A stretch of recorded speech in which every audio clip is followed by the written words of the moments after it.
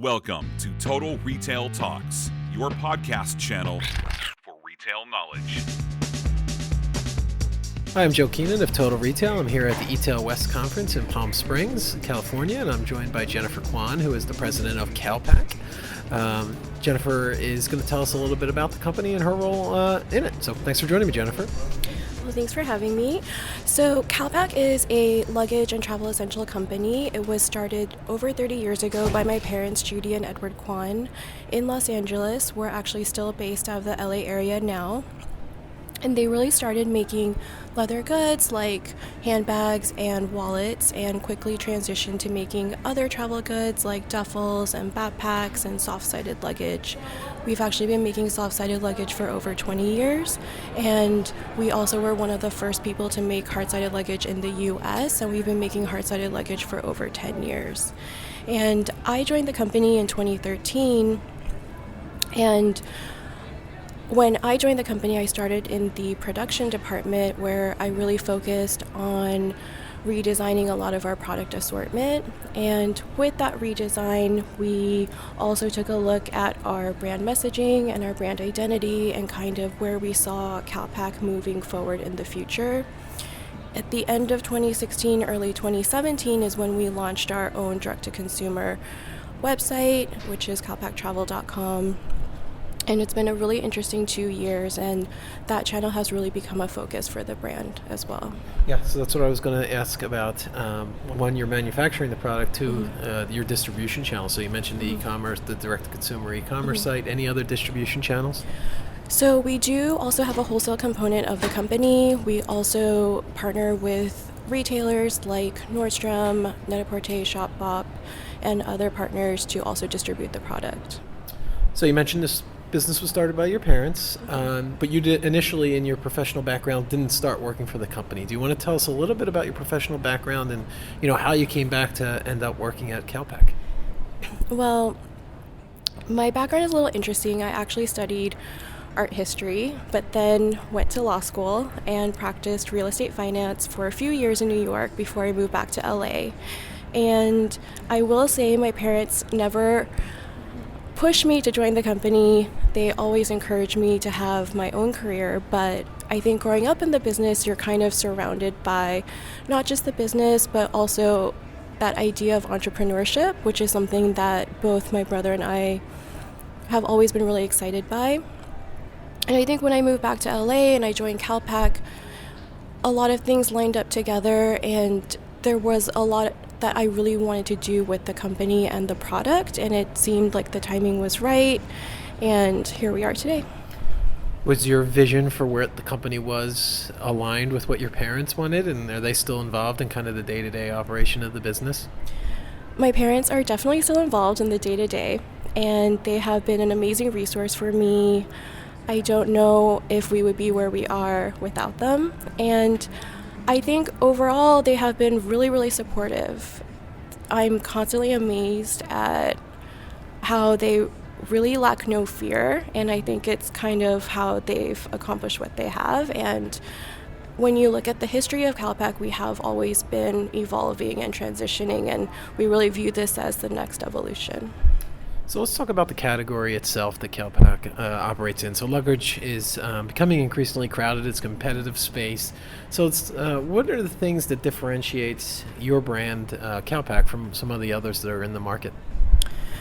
I think CALPAK is really lucky because when we did launch a lot of our core assortment, we were really unique to the marketplace. So we value a very style-forward, design-focused product, as well as high functionality and an accessible price point. And I think for us, we really value our brand story. So we focus a lot on product first, as well as content, in order to drive an affinity with the brand and customer engagement, but also working with the consumer base that we're targeting, which is mostly women who are 24 to 35.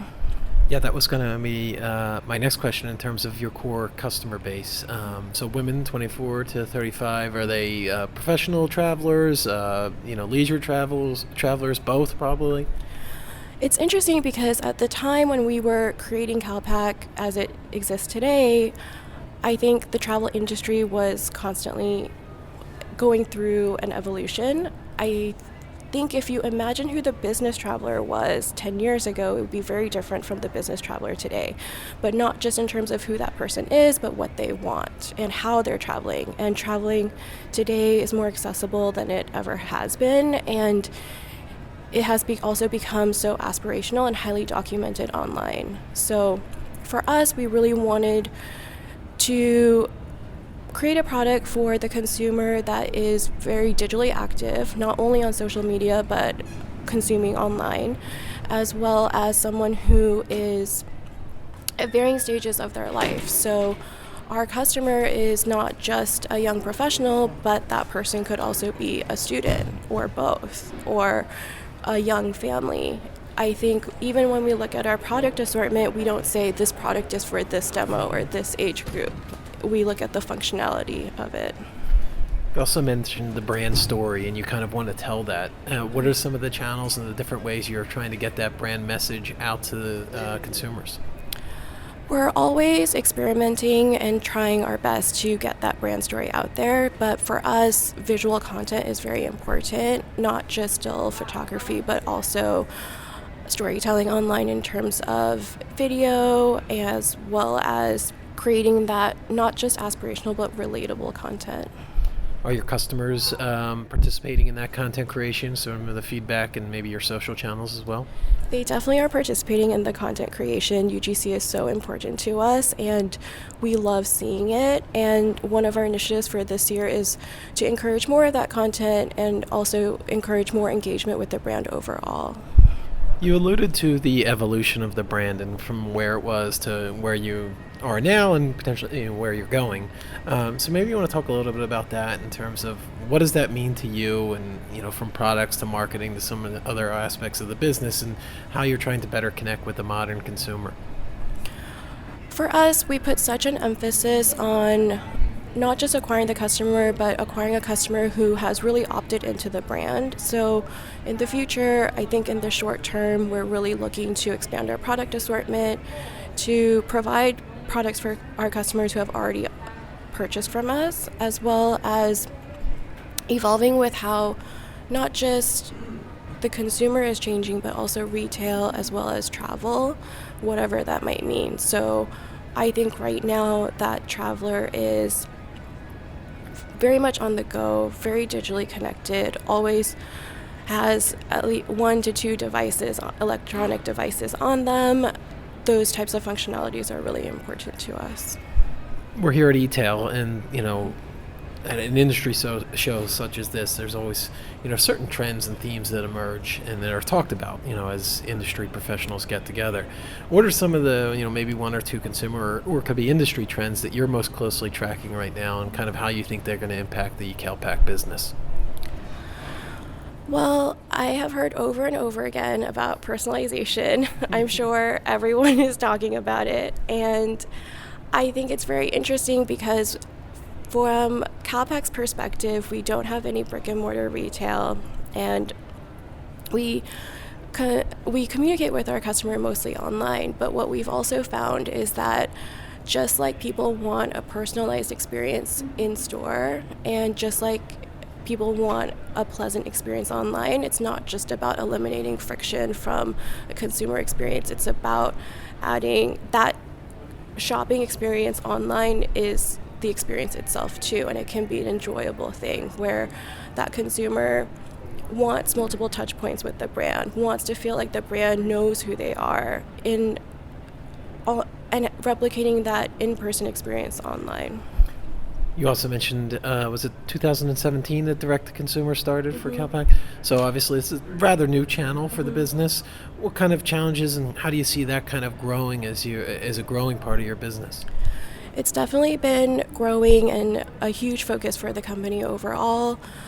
I think one of the challenges that everyone experiences is as you go into omni-channel logistics and operations.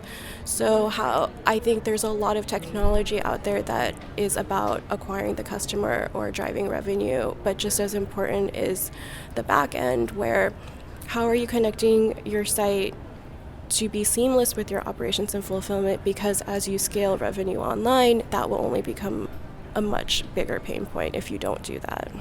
And the demand of consumers, they want their product and they want it in a timely manner. 1 day, 2 days. It's a huge pain point for us because our product is very large and not that heavy. So not an intuitive problem. And then my final question, Jennifer, in terms of, where's your focus as the president of the company in terms of where you're looking to, potential areas where you can grow the CALPAK business? Is that, maybe you mentioned technology investments. We're here at a show where there's tons of vendors out in the space, or hiring, marketing. What are some of the things you're focused on? This year, we're really excited. I started in product development, so I'll always be excited by the product that we're launching. It's the one thing that people can touch and feel and be super excited about.